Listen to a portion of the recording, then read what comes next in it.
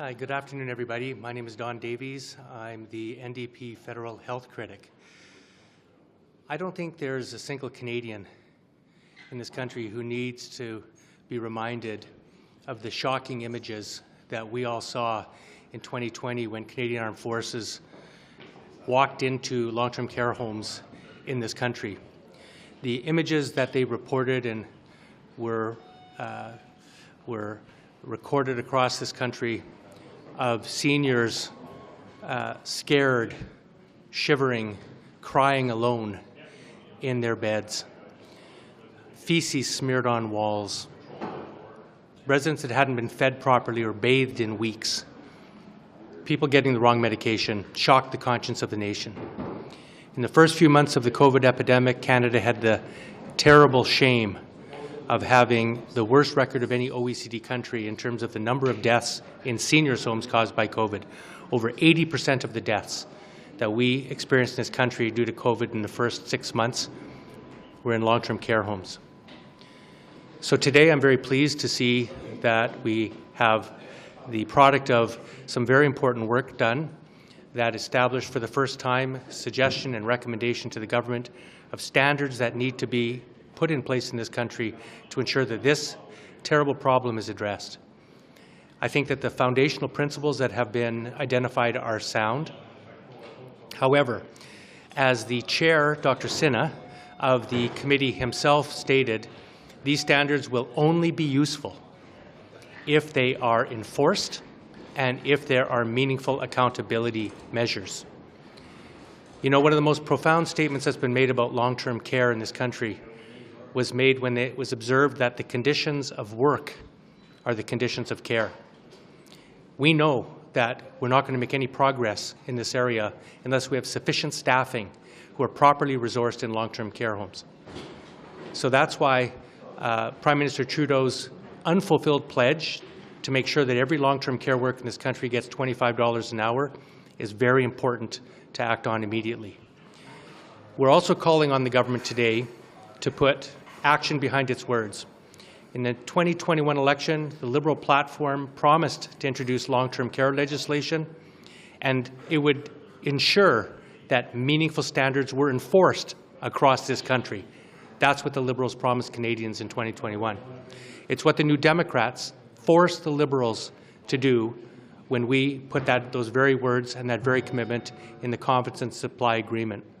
So we're calling on this government to act on the recommendations that were made today, to ensure that we have mandatory standards across this country in long-term care that are enforced and that there's accountability for. I think we have a wonderful opportunity in the next week when the Prime Minister sits down with the premiers for us to establish action and start delivering on the $6 billion of long-term care funding promised in the last election by Mr. Trudeau, but yet to be delivered, and to tie that money to the conditions that are recommended in this report. Because if we don't do so, the words in this report will remain just that, words. And these, we must remember, are some of the most vulnerable, important people in our lives. These are seniors, our parents, our grandparents, and they deserve to have decent conditions of care and to be taken care of in their final years. So thanks very much, and I look forward to any questions you may have. Mr. Davies, in the Supply and Confidence Agreement, it talks about the requirement for the government to table some kind of Safe Long-Term Care Act. The contents of that act, though, are not specified, and the government has not said that they are going to include these standards in that legislation. Is that what it would take, do you think, for the Liberals to meet their commitment to the NDP to actually codify those standards in the legislation? Yes, well, I don't think you can have safe long-term care if you don't have meaningful standards that are enforced. That's the message from the reports today. I think it's what every Canadian understands. You know, if you only have one care aide for every 100 patients, we don't have to be an expert in this area to know that those residents are not going to be getting the care they need. They're not going to be bathed enough. They're not going to be cared for enough. They're not going to have their medication monitored properly. They're not going to be fed properly. So we need to make sure that there's adequate, for instance, staff-patient ratios.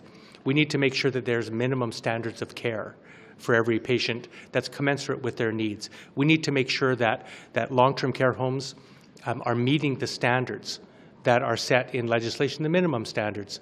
And, that's, I think, what long-term care legislation requires. And if it's going to be safe, then those standards have to be in the legislation. Has the government committed that to the NDP? Well, it's in our confidence and supply agreement. They committed with us. It's one of 4 healthcare pieces in the confidence and supply agreement, and it obligates the Liberals to bring in safe long-term care legislation. Now, remember, there's a backdrop to this too. Mr. Trudeau himself promised Canadians that he would introduce legislation in 2021 that ensured that there were mandatory standards enforced across this country. So that's it's very clear that that's what we need. The experts call for it. Mr. Trudeau promised it. We know intuitively that's what needs to be the case. It's what the chair of the committee announced today. We need standards. We need them to be met. We need them to be enforced. We need the provinces to be accountable. When we ask the government about these standards, they often point to this fund they've created to help provinces enforce standards and likewise improve long-term care. And they also talk about the health care negotiations that are going to be happening with the premiers. Would it satisfy the NDP if the government were to, for example, create one-on-one bilateral deals with provinces with regards to long-term care rather than tabling a national law? Well, I think what Canadians are really interested in is making sure that their relatives, their seniors, are being properly cared for in long-term care homes. I don't think they really care so much about the framework. So I think there can be some flexibility there. What I will say again is that the confidence and supply agreement that Mr. Trudeau signed with Jagmeet Singh obligates both parties to bring in safe long-term care legislation. So there's a reason for that, and that's because we know that without federal national legislation, there's no way that you can enforce these standards across the country. Then I think after that, sitting down with the provinces one by one or in groups or as a collective is I think all work. What's important is that those provinces and territories agree to meet those standards as a condition of receiving that money. You talked about some of the conditions that we saw, some of the really horrible conditions that we saw during the pandemic. Obviously, these standards are far cry above those. Do you have any concern, given the demand that's going to be existing for long-term care as our population ages, that homes are not going to be able to meet these standards? Well, the challenge is huge. I think the Parliamentary Budget Officer estimated that it would take about $13 billion per year to meet the unmet requirements to bring our long-term care homes up to standard. The $3 billion that the Liberals announced in the 2021 budget, plus the $6 billion that they promised, falls short of that even on a yearly basis. So there's a lot of work to do. Another important piece, I think, of the recommendations today was the recognition that we have to get to work on the capital side of the question. We need to build the long-term care homes that are going to be needed in place, particularly as Canadians age. We know we're the baby boom generation is the pig in the python, as they say, and many more of us are going to be retiring and needing long-term care. So good public policy will anticipate that, and we've got to get started right now. The question really is how best to address that, and that's why New Democrats have said that we'd like to see all additional federal money go into public, non-profit long-term care, not for-profit private care, because the more money you put into private for-profit care, the more money is diverted. It's not being placed into exactly where it needs to be, which is care for seniors. So I think what we need to understand today is the situation is urgent, it's dire, solutions exist and have been identified, and now we just need a government that will actually act on what's needed. On the public versus private element, do you expect that to be an element of the Safe Long-Term Care Act? I know that's something that NDP would like to see, but is that something we're likely to see? Well, I can't really speculate. I mean, all I can do is base our decision based on the evidence, and the evidence is very clear that patients get better care, they get more care per day, staff to resident ratios are better when care is delivered in a nonprofit setting. And I think the experience that we saw in COVID was the conditions, although there were examples of it being poor in a number of different settings, generally speaking, the care was worse in the for-profit private settings. So, the NDP believes very strongly in public dollars going to public health care. So let's build up our public health care system and ensure that there are high standards to, again, meet the whole purpose of this discussion is, do we as a country believe that seniors in long-term care deserve to be taken care of in quality settings or not?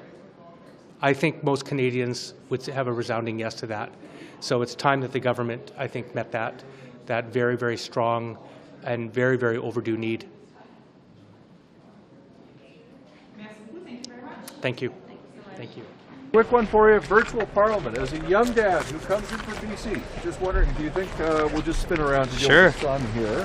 Happy New Year, by the way. Good to see you. Yeah, good to see you. Yeah. Best you. Young dad, well researched. Well, I'm just throwing it Solar out and Nova will be very happy. Virtual parliament, is it the Tories, I think, want a sunset clause, they want to keep the voting, they want everyone in the Commons. What do you think? How do you feel? So I actually just, somebody from Politico asked me this very question, and I ended up sending them a 6-page response because I've been very passionate about it. Hybrid parliament allows us to be more efficient, and as one of the only parliamentary secretaries west of Manitoba, having the ability, under the old system, I could see my kids on Saturday, and I do all my constituency work on Saturday. This allows me better opportunity to see my kids, Solar and Nova. I have a 4-year-old and a 1-year-old. And I think that's going to make this place more inclusive. It's going to allow more people to consider being a member of Parliament. We need to make sure it's not just singles and retired people in here. We need to make sure that families are represented here too. So I think it's really good. Sure. Thanks for stopping. Thank you. Have a good day, guys. You too. Should hybrid parliament stay? I mean, when you're coming in from Malton, do you have times when you're just happy to go on video screen? Or? So I try to come in person most of the time. I think it's important, especially if you're a new family and you have young children. And sometimes there's commitments in the riding that you have to go to. So I think we should keep the model in place, but it should really only be used when you have to. I come in most of the time. Should there be a sunset clause? In hybrid parliament? Yeah, should because at some point. No, I think it was an uphill battle to get it put in place. I think it's good that we have it here. Yeah, it's a good change. Appreciate you. Great, thank you. Thanks. As a Manitoban who comes in, nice tie by the way, who comes in and goes back and forth all the time, are you for virtual parliament? Do you see strengths of the electronic voting?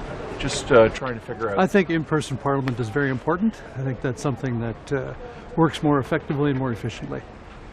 And have you ever used the electronic voting app? Was that helpful to you? I remember John Nader's dissenting his opinion after QP yesterday from Brock was saying that the Conservatives would like everybody in person. They want ministers at committee, but they thought the virtual voting app was useful. Yeah, it has proven to be useful, yeah. Yeah. Okay. And is there anything, would you like to see a sunset clause on the virtual parliament provisions, or?